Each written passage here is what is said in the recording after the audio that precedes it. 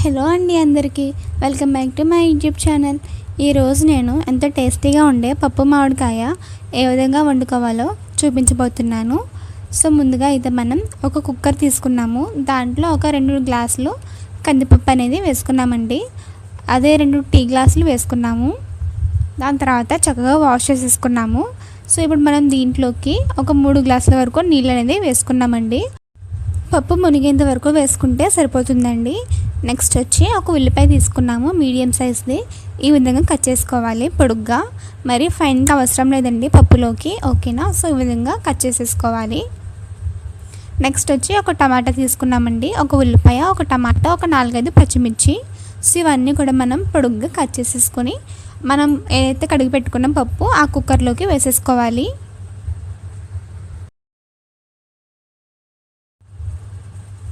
So ఇప్పుడు మనం కుక్కర్లోకి వేసేసుకుందాము.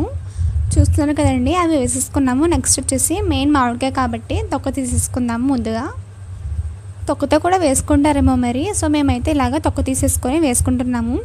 చక్కగా తొక్కంతా కూడా తీసేసుకొని ఇలాగ చిన్నగా కట్ చేసేసుకోవాలండి. పప్పు మామిడికాయలోకి ముక్కలు చిన్నగా కట్ చేసుకొని వేసుకుంటే బాగుంటుంది.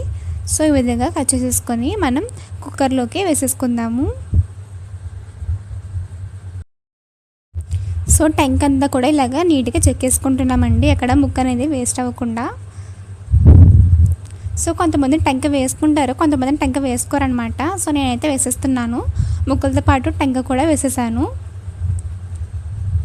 సో ఇలా వేసేసుకున్నాం కదండి. ఇప్పుడు దీంట్లోకి కాస్తంత పసుపు, కారం కూడా వేసేసుకుందాము. జస్ట్ ఒక స్పూన్ వేసుకుంటే సరిపోతుందండి, మరీ ఎక్కువ ఏమీ అవసరం లేదు.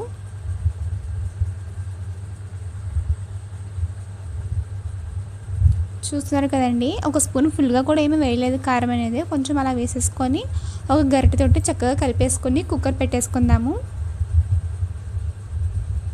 సో ఇలా చేస్తే మనకి ప్రాసెస్ అనేది చాలా ఈజీగా అయిపోతుంది, ప్లస్ టేస్ట్ కూడా బాగుంటుందన్నమాట. సో ఇప్పుడు మనం ఇలాగ మూత పెట్టేసుకొని కుక్కర్ గ్యాస్ మీద పెట్టేసుకుందాము. హై ఫ్లేమ్లో ఉంచి ఒక 4-5 విజిల్స్ వరకు వేయించుకోవాలి. మనకి పప్పు అనేది చక్కగా ఉడికిపోతుంది. సో నెక్స్ట్ అలాగా చల్లారిన తర్వాత ప్రెషర్ అంతా పోయిన తర్వాత కుక్కర్ తీసేసుకున్నాము. సో పప్పు అనేది ఇలాగ కాస్త రుబ్బుకుంటున్నాము. మీకు బాగా మెత్తగా కావాలంటే బాగా మెత్తగా రుబ్బుకోవచ్చు, లేదంటే లేదు. సో మనం పప్పు రుబ్బుకున్నప్పుడే ఉప్పు కూడా వేసేసుకున్నాము. సో ఇలాగ పప్పు చక్కగా కాస్త రుబ్బుకున్న తర్వాత ఇలాగ సెపరేట్గా వేరే గిన్నెలోకి వేసేసుకున్నామండి. మీకు పప్పు కాస్త పలుచగా కావాలనుకుంటే ఇలాగ కాస్త నీళ్ళు కూడా వేసుకోవచ్చు, మరి ఎక్కువ కాదు, జస్ట్ కొంచెం వేసుకుంటే బాగుంటుంది అనమాట. నెక్స్ట్ వచ్చేసి కొత్తిమీర కూడా వేసేసుకుందాము.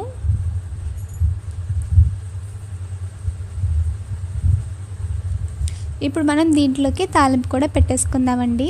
ముందుగా గ్యాస్ ఆన్ చేసుకొని ఇలాగా ఒక చిన్న మూకుడు పెట్టేసుకున్నాము. దాంట్లో ఆయిల్ వేసుకొని హీట్ అయిన తర్వాత ఇలాగా వెల్లుల్లిపాయలు వేసేసుకుందాం. వెల్లుల్లిపాయలు కాస్త చితగొట్టుకొని వేసుకోండి, పైకి ఏమీ చిట్లకుండా ఉంటుంది. సో దాని తర్వాత వెల్లుల్లి కాస్త వేగిన తర్వాత ఆవాలు, జీలకర్ర, ఎండుమిర్చి, కరివేపాకు ఇవన్నీ కూడా ఒకదాని తర్వాత ఒకటి వేసేసుకొని సిమ్లో పెట్టుకొని చక్కగా వేయించుకోండి. మళ్ళీ మాడితే అస్సలు బాగోదు, సో సిమ్లో ఉంచే వేయించుకోండి. సో మనకి తాలింపు అంతా కూడా రెడీ అయిన తర్వాత ఇంకా డైరెక్ట్గా పప్పులోకి వేసేసుకోవాలి, అంతేనండి. మనకి తాలింపు అనేది బాగా పెట్టుకోవాలి, అప్పుడే మనకి పప్పు టేస్ట్ ఇంకా బాగుంటుంది. తాలింపు అసలు బాగాలేదు, మాడిపోయిందంటే ఇంక పప్పు టేస్టే ఉండదు. సో అదనమాట, పప్పు అయితే మనకి రెడీ అయ్యింది. చూస్తున్నారు కదండి, కలర్ఫుల్గా ఉంది, టేస్ట్ అయితే నిజంగా చాలా బాగుంటుంది. సో అందరూ కూడా ట్రై చేయండి. ప్లస్ వీడియో కనుక నచ్చితే ప్లీజ్ అండి లైక్ చేయండి.